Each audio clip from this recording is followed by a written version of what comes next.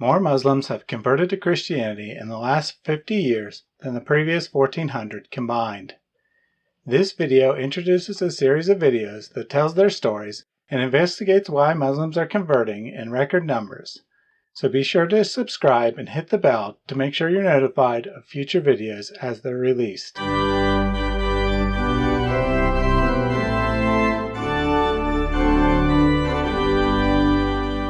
In the year 622, Muhammad and his followers moved from Mecca to Medina, according to Islamic tradition, thus starting the Islamic calendar. Over the next several centuries, Muslim armies spread Islam in every direction. Eventually they turned the Middle East, Northern Africa, Persia, and Asia Minor from mostly Christian to almost entirely Muslim, through a combination of violence and social pressure.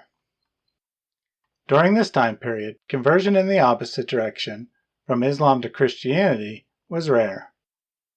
David Garrison, author of A Wind in the House of Islam, uncovered just 3 large conversion events, or movements, from 622 until 1850. Garrison defines a movement as at least 1,000 Muslims in one ethno-linguistic group who voluntarily demonstrate conversion via baptism, or 100 new church plants within the same community, all within a 20-year period. In the late 19th century, things began to change, with local-led movements breaking out in Africa and Indonesia. The 1960s saw substantial progress as revival broke out in Indonesia, leading to 2 million conversions over a 5-year period. By the end of the 20th century, there are around a dozen active Muslim movements to Christ, spanning much of the Islamic world. Around this time, Garrison, who had been involved with Muslim missions since the 1980s, began to become aware that something dramatic was happening, as suddenly he was meeting missionaries with names like Muhammad, Omar, and Abdullah. When Garrison started investigating, he thought there might be a couple dozen active movements. He divided the Islamic world, or what Muslims refer to as Dar al-Islam, the House of Islam, into 9 rooms, broadly representing the different geographies and cultures where Islam is the dominant religion. These are Indo-Malaysia, Eastern and Western South Asia, Turkestan, East, West, and North Africa, Persia, and of course the Arab world. Garrison hoped to find at least one movement in each room.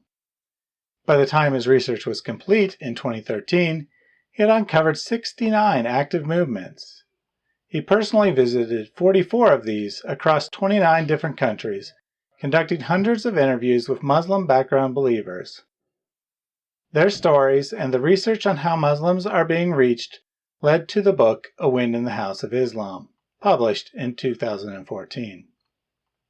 When I interviewed Garrison in 2019, he said that he continues to hear of new movements and estimated the number of movements might have doubled again in just the last 5 years.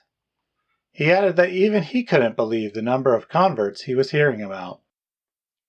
Even without taking these new movements into account, more than 80% of all Muslim movements to Christ have started in the last 25 years. Think about that. Nearly 5 out of every 6 Muslim movements to Christ have started in just the last quarter century. After more than 13 centuries of Islamic growth, the gospel is pushing back against the aggressor, and the early results are dramatic.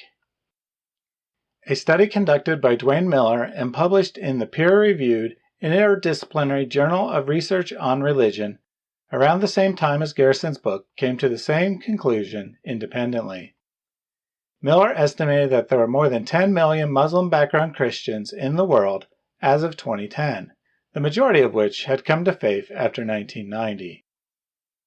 He also concluded that the number of Muslims coming to Christ was increasing steadily, with more than 300,000 converting annually during the 21st century. What is driving this sudden and unprecedented interest in Jesus? Garrison and Miller both list several factors ranging from increased missionary focus and prayer, to the translation of scripture into the vernacular, to reactions against violence by Muslim governments and terrorists, among other things.